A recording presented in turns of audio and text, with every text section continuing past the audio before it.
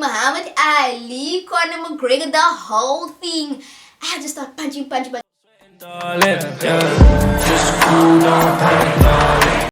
there, my name's Adrienne. Welcome back to my channel, and in today's video, I'm going to be spilling the hot tea on what really happened to my hand. So, before I get into this video, I have to add this disclaimer that obviously I'm not mentioning any names, but also that this was years before I found Christ. Okay, at this stage, this was probably the furthest I've ever been from God in my life when all of this happened.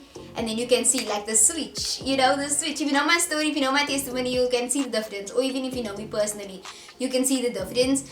But this is the dark part of my life that I'm going to be sharing with you guys today. So in no way is this meant to come across as shady or whatever.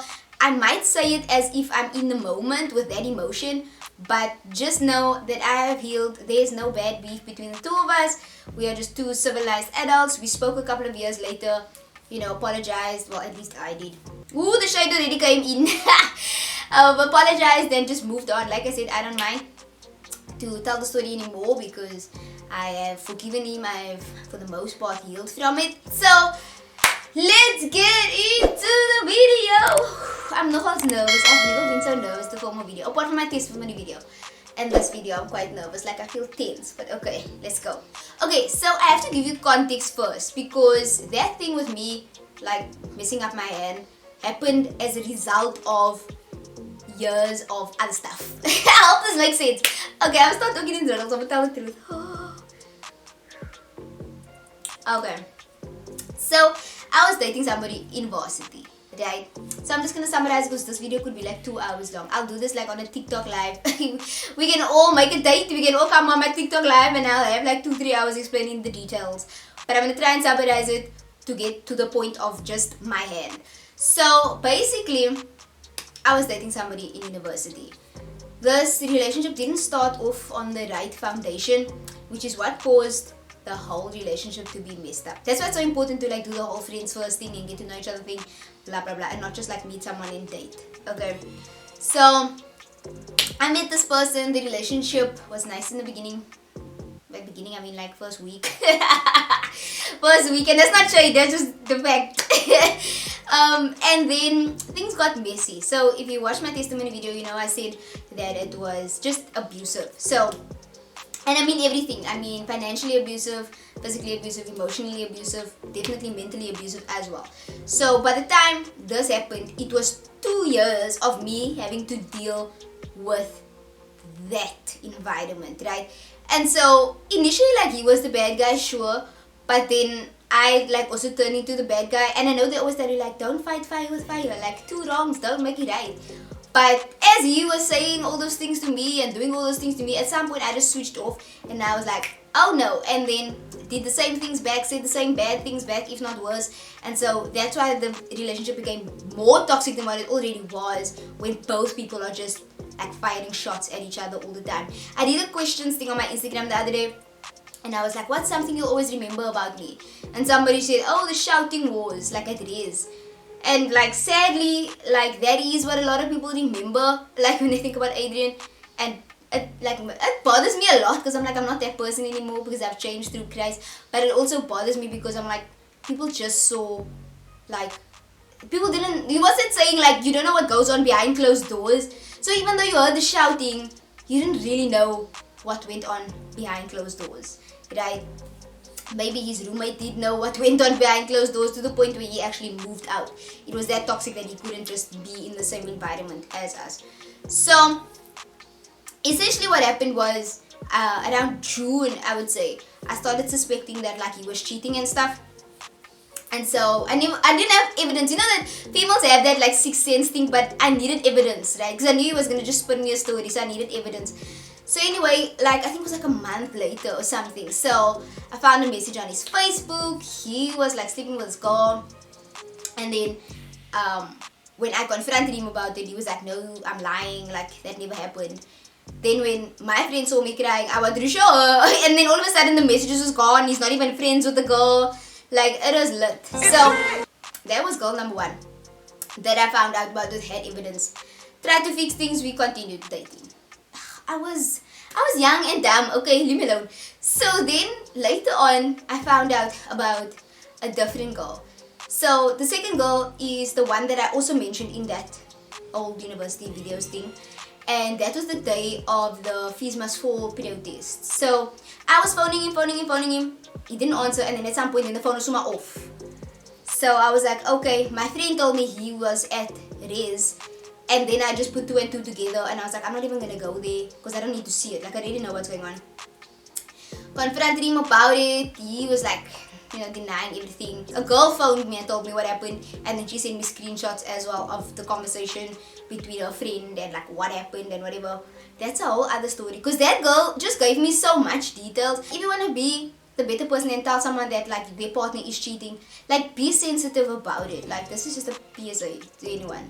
Like, don't be insensitive. It hurts enough. I don't need to know like what they did. Like, cheating is cheating. Like, I don't need the whole animated version of it. And she was so happy that it happened because she liked my ex. So she was even telling me in this like excited tone. So anyway, yeah, that was the second goal. He denied it, whatever. Ended up fixing things. Then I had a conversation with my friends and I was like, oh no, we broke up, whatever. And then they were like, why? I'm like, because you cheated on me. And then they were like, oh, this girl from formal. Remember, the one is Facebook, the one is the fees must fall. I didn't know anything about formal. So I was like, oh my word, went back to him, asked him now, okay, what about this now? And now here's another one. So I was like, if you want to be with me, if you want to fix things, tell me about everybody. Like, just tell me one time everything. I'm not every time going to hear from different people. So he now said everything and it was a lot. And then that happened. So in my mind now, okay, you now said everybody, you now said everything, now we can like start over, start afresh and fix things, all those cliche things we say. So now it's about like a month later, things was going. So, but when all that happened, I still didn't believe he was telling me the truth. So my friends at Race convinced me to get Tinder. That was when I got Tinder the very, very first time. And I met someone on there and I was only chatting to him. I didn't meet up with anybody because she met him. Okay, how do I explain this? A girl that was with me on the race knew the guy that I matched with because they went to the same church. You see, the Lord was already working. So I'm like, okay. But then I didn't even meet him at this point. So the one day I'm in my ex's room, busy chatting to him. And all the guys said was good evening. My ex saw the message good evening and like he just totally lost it. Like, I'm disrespectful, I'm this and this and this and this and this and this and this and this. I'm not saying all the words, but y'all can fill in the blanks. Like, you going on like this for somebody that said good evening. How do you think I feel when I must get messages and conversations from people telling me you cheated on me with this one. So I was like, anyway, whatever. So he left the room and he was like, I need to leave. I'm like, I'm not leaving. I did nothing wrong. And he was like, I'm gonna call campus security to escort you. I'm like, it's fine. Phone them. Tell them I am here. Like, I just couldn't care. Like I said, it was in a very dark space mentally that time. So I like was so unfazed by him saying that.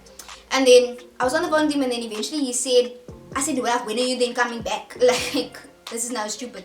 Then he said, I'll come when, something like when I come, I'm not saying it in the exact wording, but he basically said, when I come back, I'm going to come back with a girl that I'm going to sleep with. And then I got so angry, I just went, oh, like when you get mad, like that TikTok sound. So yeah, I got so annoyed, I went, oh, and then I did this, and I punched the fridge. That was the fridge literally had holes in it. Like, I didn't know I had like Goku Super Saiyan powers. It was not I was quite impressed with myself. So anyway, the fridge had like dents in it. My hand was like a little bit bleeding. Like, just, it was like 2 small cuts. It wasn't even that dramatic. So I phoned my friend. I was like, look dude, you need to like seriously just come like to the room. Just be mediator and just stay there. So like, this happened a few times. Like, when we have arguments, they always like, is like a person there because it just gets too lit. So I phoned him. I was like, I know where this is going.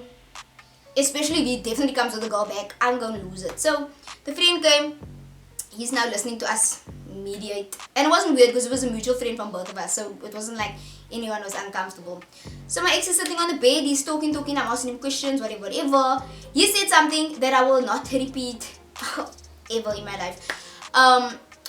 And then, like, he was sitting on the edge of the bed. I was kneeling down in front of him. He said something, and I promise you, my hand didn't come from here. Like, this is small. My hand came from here. Can you see? It's like, you can see it on this side of my body. My hand came from here. I went, bah! And I think, and you must do it like with the, don't just flat. Anyway, pro tips. So, I I was never that disrespected in my life, and still like in front of people. So anyway, I slapped him. Obviously he got like upset because now I'm like, what is the word? Emasculinating, whatever. He didn't feel like a man in that moment because the girl's hitting him like in front of his friends or friend. So next thing I know, this man grabs the knife on the fridge. I'm so upset at this point. I couldn't care. Like I said, very far from God, very bad space mentally, whatever. So I'm like, stab me. Now I'm standing up and I'm like, stab me. I dare you to stab me. Like, I really couldn't care. Obviously he didn't. His hand was doing this. I was like, please just do it. Like, I so badly wanted him to do it because I'm like, if you stab me, go to jail. This is great. You know, very toxic relationship if you're wishing your partner to go to jail. So he didn't stab me. I just packed my stuff and then I left. So then my hand already got beginning messed up. So anyway, we made up later the night, as we always do. Like I said, it is also very emotionally abusive because 1 minute it's like, I hate you, the worst thing that ever happened to me, like, get out of my life, I never want to see you.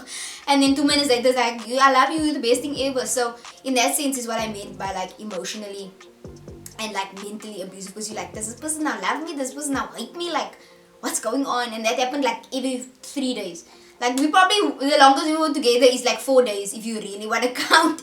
It was like 4 days, and then either break up and then make up the same day or the next day or whatever the case may be. If it was weekend, he first want to enjoy the weekend, make up after the weekend for obvious reasons. So we made up that night, and then he was like, okay, let's go for ice cream. This is also like when you should know, like in an abusive relationship, it's like after an argument and then the person like feels bad, and then they like want to buy you stuff and like wine and dine you to make you feel better. This is the thing, this is what I say when people have like this the entirely wrong perception of everything that happened during that time. The people that went to varsity with me, because like people would see him leaving me like chocolates and like sweets and whatever stuff like there at the reception.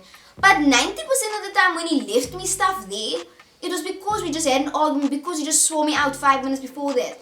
But in people's minds, like, oh my word, they're so cute, they're so this, they're so that. Or people are like, oh, they're shouting, it's so loud, it's so annoying. Nobody apart from his roommate actually like done something and tried to like lift the shields off my eyes to make me see like this is not okay. Everyone else was like, oh, can you please keep quiet? You're so annoying. Can you stop shouting? We can all hear you. We're all trying to study. I get that you're trying to study. I'm trying to leave this room alive. Like, do you know what I mean? So that was a bit dramatic, but you get what I'm saying. So fast forward now. So that's the first time I heard man. Fast forward exactly 2 weeks after that. Some other person comes up to me and they're like, oh, you know that your boyfriend cheated on you. I'm like, yeah, we all know this. The whole campus knew this. None of you told me. Because now I even cancelled friends. Because I'm like, every one of you knew, nobody told me. So I'm not talking to my boyfriend, I'm not talking to my friends. It was just Adrienne alone. Like, a very bad time, like I said, very, very dark times. So someone comes up to me, he's like, oh, do you know your boyfriend? I'm like, we all know this. Like, what's your point? He's like, oh, do you know about the time at this like race party? So remember I said Facebook, I said the Feast Must Fall girl, and then what was the other one? It's so many. Feast Must Fall girl and but it wasn't anyone that I knew, right? It was a whole different girl, a whole different time. And this specific time, it was like early in the year. In my brain, he only started shooting from like June. This is talking like March. So I'm like, oh, so I've been an idiot for the whole year. I could have been single, I could have been seeing other people, I could have been not going through all this crap. So anyway, then he told me about this. So I'm like, oh, okay. And I was obviously gave like my ex a chance to not tell me about everybody, but he didn't mention this one. So I phoned him, I'm like, I need to see you now. He's like, okay baby, like all excited, Shem, all excited about this thing. So, and it was like after 12, because I was still working, so I could only see him after 12. So now we go. I'm like, listen here, I'm gonna ask you a question, just answer yes or no and don't lie. So he's like, okay. So I'm like, did you cheat on me at this event? He's like, no. And it was literally like every time my ears heard no, like the timer on the bomb was gonna go off like a bomb. You know that TikTok that TikTok sound, like a bomb. I was literally like a bomb at that time. So I asked him 3 times. I asked him again. I'm like, did you cheat on me at this event? He's like, no. I was like, whoop. I'm like, ooh, I'm getting hot. I can feel the heat of hell inside of my body. I was so angry. So I asked him again the 3rd time. I'm like, listen, I didn't know the answer to this question. So pointless you lying to me at this point. Like, did you cheat on me at this event? He's like, no. So bear in mind, at this stage, he's standing like like say there, like in a corner. So literally the third time after he said yes, I came out, Muhammad Ali, Conor McGregor, the whole thing. I just start punching. Eventually he starts laughing, he thinks it's the biggest joke in the world. He like ran away. Oh, he hurt me, he runs away. So they obviously, I'm now punching again, which added most now to the already sore hand. I'm like, even so when I do this, like from 2 weeks ago. So anyway, that happened. So now this whole argument thing that I'm talking about now is like over about 2 hours, two and a half hours. It was long, but I'm obviously summarizing. I'm trying to summarize. So now we start talking, not talking. Now we start screaming, and I'm screaming, and I'm saying, I'm saying the most disrespectful, rudest things you could ever imagine. Every swear words you didn't even know existed. Like not just swear words, but like just rude things. I'm saying it to him, blah blah blah blah blah. He's initially first apologizing. At some point he was like, let's get married, I'll marry you now. I'm like, oh, you stupid. Like, I don't want to do anything with you now, let alone marry you. Like, I'm so glad we didn't get married, you know. And I'm like, this boy is so stupid. So he's apologizing, and then at some point he just switches and he starts blaming me. Then he's sweating me out because I'm like upset. Like, why are you upset? It happened like in March. I'm like, that's not the point. No, the way that happened is not the point. I'm getting so hyped.